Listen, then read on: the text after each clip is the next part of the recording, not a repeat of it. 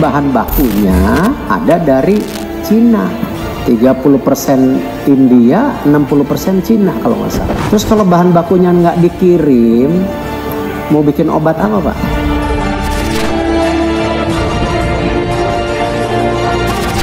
Bahan baku dan obat-obatannya pun 90% impor. Nah, kondisi ini dilihat oleh Pak Menteri sebagai suatu hal yang cukup mengancam bangsa kita kalau terjadi sesuatu. Nah, karena itu semakin tertutup selangnya, semakin dikuasai pemain yang itu-itu saja, semakin kita kelangkaan. Karena apa? Rente mereka semakin besar. Erik kantongi mafia Alkes. Jokowi tinggal gebuk semak belukar Manuel.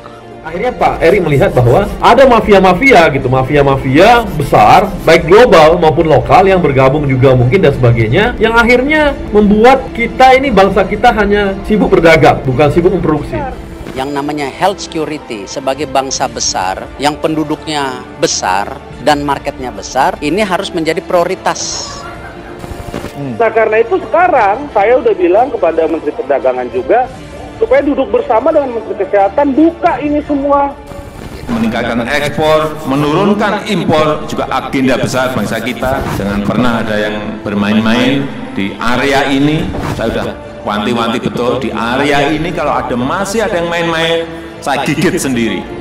Kita mau juga mafia-mafia ini harus kita sadarkan. Yang selalu saya bilang, yang namanya swasta bekerja sama dengan BUMN hal yang lumrah, tapi nggak boleh BUMN-nya diakali. Kita terlalu sibuk selama ini dengan trading gitu, tidak berusaha untuk membangun industri dalam negeri kita sendiri untuk mengadakan alat kesehatan ini. Dan corona ini jelas menjadi ujian kita dan membuka mata kita semua.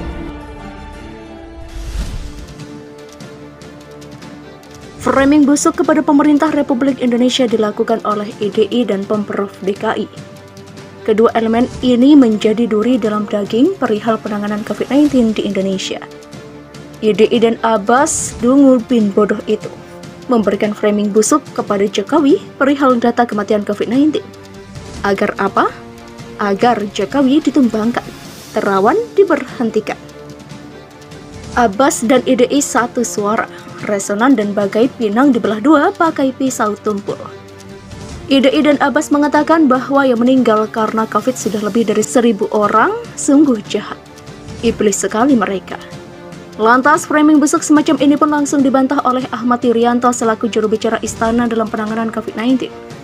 Pak Yuryanto mengatakan dengan sangat jelas bahwa data yang mereka laporkan sudah sesuai dengan standar WHO yang juga dijalankan oleh negara-negara lain. Jadi statement sampah dari IDI dan Abbas ini diduga kuat sebagai statement politik divide et impera alias politik pecah belah. IDI dengan mayoritas anggotanya pendukung Om Wowo yang gagal jadi presiden dan Abbas yang dendam banget sama Jokowi karena dipecat adalah racikan sempurna untuk memojokkan Jokowi. Kita tahu bahwa negara-negara lain sedang mencari cara dan bekerja keras untuk melawan COVID-19. Sayangnya hanya di Indonesia kaum pemuja HTI seperti IDI dan Abbas ini diam-diam ingin menjungkalkan Jokowi. Tagar pun dibeli di Twitter. Mereka ramai-ramai belanja media dan belanja tagar. Untuk apa? Untuk menggiring opini publik soal Jokowi yang gagal mengurus COVID-19. Coba cek Twitter, tagar impeachment, Jokowi pun jadi barang dagangan. Lur, emang Jokowi bisa di-impeach lewat Twitter? Gobloks. Gak bisa lah. Kita tahu bahwa justru mereka lah, IDI dan Abbas ini adalah kelompok yang gagal mengurus COVID-19. Mereka menjalankan tugas mereka dengan semaunya, bahkan PKS pun secara blow-on mengirimkan bantuan masker bukannya ke RS tapi ke IDI. Kan bego. Padahal di kantor IDI tidak ada pasien positif COVID-19, kenapa gak langsung ke RS saja? Semakin tercium bau busuk anti Pancasila di tubuh IDI, PKS, dan Abbas, bukan? Seharusnya mereka bergandengan tangan untuk melawan COVID-19 yang menyerang umatnya juga di Goa dan berbagai daerah lainnya. Kenapa Abbas gak benar pujaan Om GL ini malah merusak persatuan dan kesatuan? Kerjasama dengan pemerintah pusat, Monas sudah jadi materai, roh kudisnya mungkin. Kedungan IDI dan Abbas pun sontak membuat Jokowi bereaksi keras. IDI dan Abbas disentil, ditampol, dan diseleding oleh Pak Joko Widodo terkait data hoax yang disebarkan oleh mereka mengenai kematian ribuan orang di Indonesia terkait COVID-19. Selama ini framing busuk sudah kita dengar untuk melancarkan mafia-mafia alkes mengimpor barang-barang mahal dari luar negeri maupun tidak efektif dan efisien. Lantas, bagaimana jawaban Jokowi? Bagaimana Abbas dan IDI ditempeleng? Begini, mengenai komunikasi yang terbuka, sistem informasi data yang terbuka kepada semua pihak. Jangan ada yang anggap lagi kita ini menutup-nutupi. Tidak ada sejak awal kita ingin menutup-nutupi masalah-masalah yang ada. Kata Jokowi dalam rapat terbatas laporan tim gugus tugas percepatan penanganan COVID-19, kalau Jokowi sudah menggebuk semak belukar, saya memprediksi bahwa sudah akan ada kiamat lokal bagi IDI dan Abbas. Sebentar lagi mafia alkes akan dibongkar oleh Erick Thohir.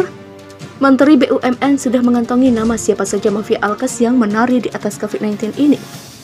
Dia sudah mengatakan dengan jelas hal tersebut. Jadi kita hanya menunggu Pak Joko Widodo melakukan eksekusi di lapangan. Sekali gebuk semak belukar, IDI, Abbas, dan mafia alkes siap berceceran. Semua mafia alkes saat ini ketar-ketir, keringat dingin, dan sebentar lagi kejang-kejang melihat bagaimana Jokowi mengeksekusi semua itu. IDI dan Abbas yang diduga menjadi pelicin mafia itu pun juga sudah ditegur langsung oleh Presiden.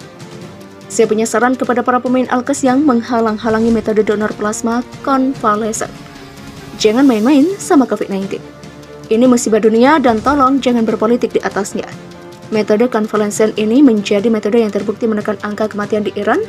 Jadi ventilator hanya alat bantu, bukan satu-satunya alat untuk menyembuhkan. Lagi pula ventilator itu bantu nafas, bukan membunuh COVID secara efektif. Jangan mau sengaja beli alat mahal itu hanya untuk mengisi sebagian perut orang yang tidak pernah kenyang. Bottomless pit, Ahok bisa dirangkap tuh jadi algojo pembantai mafia alkes. Begitulah korup-korup.